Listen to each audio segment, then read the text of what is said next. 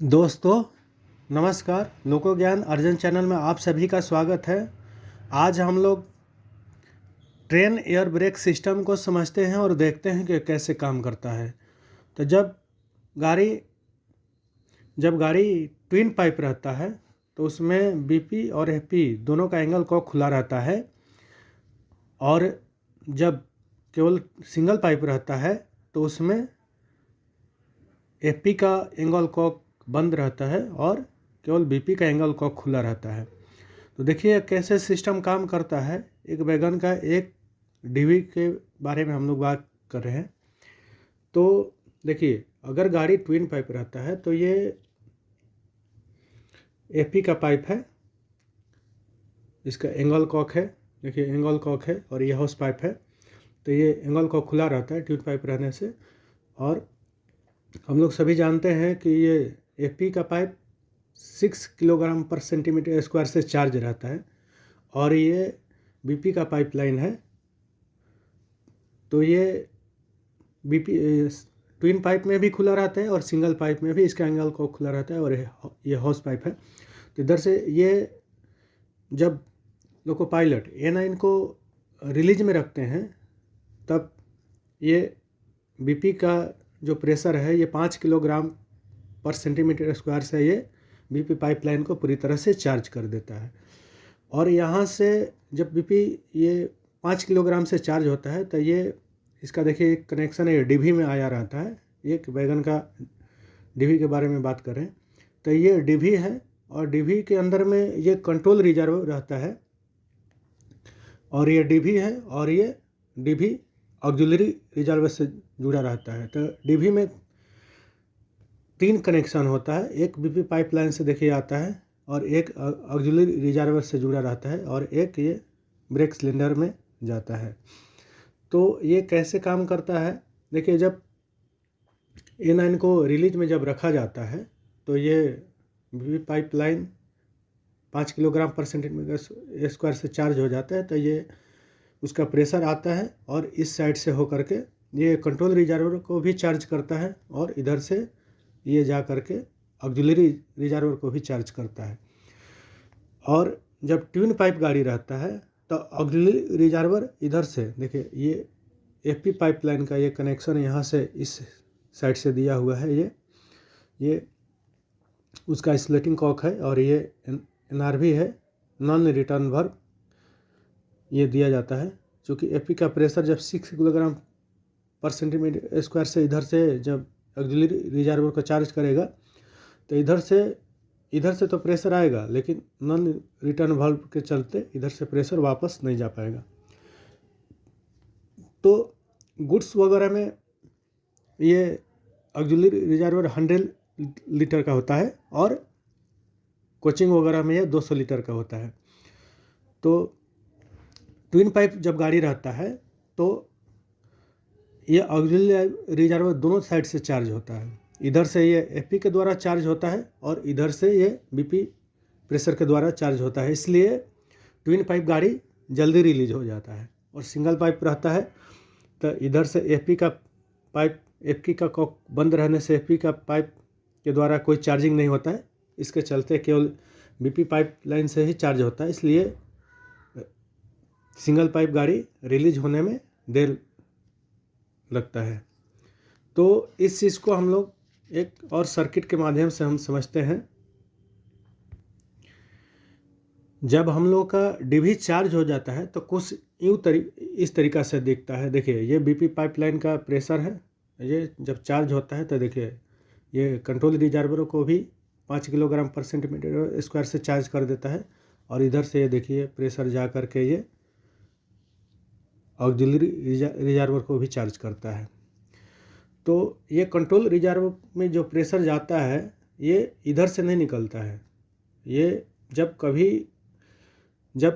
ये control reserve 5 kilogram से charge हो गया और पाइपलाइन भी 5 किलोग्राम से ये जब चार्ज हो जाता है तो ये हम लोग का डीवी बैलेंस हो जाता है, तो इसलिए ब्रेक रिलीज हो जाता है। ब्रेक देखिए ये इधर से ये पाइपलाइन गया हुआ, इसमें कोई प्रेशर नहीं है, इसमें कोई प्रेशर नहीं है।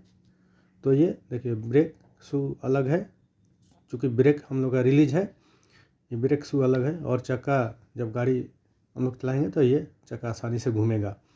तो इस तरीक़ा से ये काम करता है।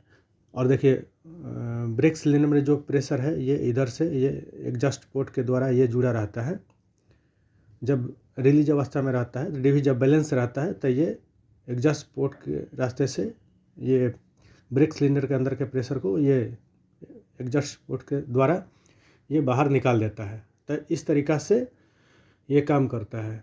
जब कभी लोको पायलट के द्वारा जब A9 के द्वारा बीपी को ड्रॉप कर दिया जाता है, प्रेशर को ड्रॉप किया जाता है, तो उस कंडीशन में क्या होता है कि ये डीवी ये जब इधर का प्रेशर जब कम होगा तो डीवी सेंस करेगा, क्योंकि इधर का प्रेशर ये कंट्रोल एरिया का प्रेशर ज़्यादा है और इधर कम जब प्रेशर होगा, चूँकि लोको पायलट जब ड्रॉप करेंगे तो यही प्रेशर ये घटेगा। ये प्रेशर जो 5 किलोग्राम से है ये घट करके कम हो जाएगा 5 किलोग्राम से, तो डीवी सेंस कर जाएगा। जब सेंस करेगा डीवी तो ये क्या करेगा कि ये जो ऑक्सिलरी रिजर्व में जो प्रेशर गया हुआ है ये हट करके इस साइड में चला जाएगा और ऑक्सिलरी रिजर्व का प्रेशर इसके थ्रू ये ब्रेक सिलेंडर में भेज देगा और ये एग्जॉस्ट पोर्ट का रास्ता इसका बंद हो जाएगा। ये जुड़ा हुआ है ये एग्जॉस्ट पोर्ट का रास्ता ये बंद हो जाएगा और ये ऑक्सिलरी रिजर्व का जो प्रेशर है ये ब्रेक सिलेंडर में इस साइड से चला जाएगा। तो ये इसके पिस्टन को पुश कर देगा, तो ये जा कर के ब्रेक एप्लीकेशन करेगा। तो इस तरीक़ा से काम करता है। इसको एक अलग सर्किट के माध्यम से समझते हैं। देखिए जब लोको पायलट के द्वारा A9 के द्वारा बीपी प्रेशर को ड्रॉप किया गया तो देखिए यहाँ प्रेशर ये सब कम हो गया। चूँकि ये येलो जैसा है तो ये प्रेशर कम का दिखा रहा है। तो जैसे ही प्रेशर कम होगा तो डीवी सेंस करेगा, क्योंकि ये कंट्रोल एरिया का प्रेशर 5 किलोग्राम है, इधर कम हो गया तो डीवी क्या करेगा, सेंस करेगा और सेंस करके ये क्या करेगा कि देखिए ऑक्सिलरी रिजर्व में जो प्रेशर था इसको ये पिस्टन को इधर पुश कर दिया और ये जो एग्जॉस्ट पोर्ट से जो ये जुड़ा हुआ था ब्रेक सिलेंडर का ये कट गया और ये ऑक्सिलरी रिजर्व का प्रेशर इधर से जाने का रास्ता इधर दिया। तो ये जब ऑक्सिलरी रिजर्व का प्रेशर जब ये ब्रेक सिलेंडर में गया तो ये देखिए इसके पिस्टन को पुश कर दिया और यहाँ ये ब्रेक शू आ करके व्हील में टच किया और ये ब्रेक एप्लीकेशन हो गया। तो इस तरीक़ा से ये ब्रेक एप्लीकेशन होता है। और जब फिर A9 को लोको पायलट रिलीज जब करेंगे तो ये फिर से वापस ये आकर के इस साइड ये वापस इस साइड आ जाएगा और ये ब्रेक सिलेंडर का जो अंदर का ये प्रेशर जो गया हुआ है इस रास्ते से ये एग्जॉस्ट पोर्ट है इधर से ये निकल जाएगा। तो फिर वापस ये पिस्टन वापस आ जाएगा और ये ब्रेक हम लोग का रिलीज हो जाएगा। तो इस तरीक़ा से हम लोग का डीवी कार्य करता है। कभी कभी ऐसा देखा जाता है कि हम लोग का ब्रेक रिलीज नहीं होता है तो ये एक यहाँ कीवार भी लगा रहता है, उसको हम लोग खींचते हैं, क्योंकि कभी कभी ऐसा देखा जाता है कि ये इधर का प्रेशर और इधर का प्रेशर एक जैसा नहीं रहता है। तो इधर का प्रेशर तो ये इधर से तो ये A9 को जब हम लोग रिलीज करते हैं इंजन से, जब A9 को रिलीज करते हैं तो जितना बीच में लीकेज वगैरह रहता है उस कारण से कुछ ये प्रेशर कम रहता है और डीवी में 5 किलोग्राम रहेगा तो ये दोनों अनबैलेंस रहेगा। तो उस कंडीशन में ब्रेक रिलीज नहीं होता है। तो हम लोग क्या करते हैं कि दोनों को बैलेंस करने के लिए ये क्यूआरवी को जब हम लोग खींचते हैं तो ये प्रेशर थोड़ा कम होता है, दोनों जब बैलेंस हो जाता है तो फिर से रिलीज हो जाता है। तो इस तरीक़ा से ये ब्रेक सिलेंडर वैगन का ब्रेक सिलेंडर काम करता है। वीडियो अच्छा लगे तो लाइक करें, चैनल को सब्सक्राइब करें। धन्यवाद।